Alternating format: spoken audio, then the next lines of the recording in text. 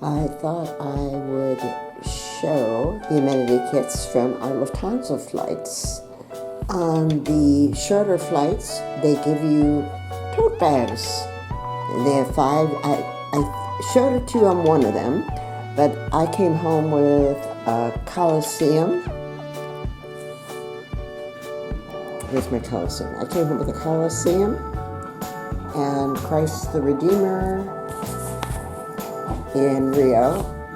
And on the flight from Chicago to Frankfurt, they gave us a small little amenity kit. And then on the return was a nice size amenity kit. They had the same identical items in it, and they put eye shades in their bathrooms that you're free to take. These little guys are supposed to go over your headset ears, which I never bother with.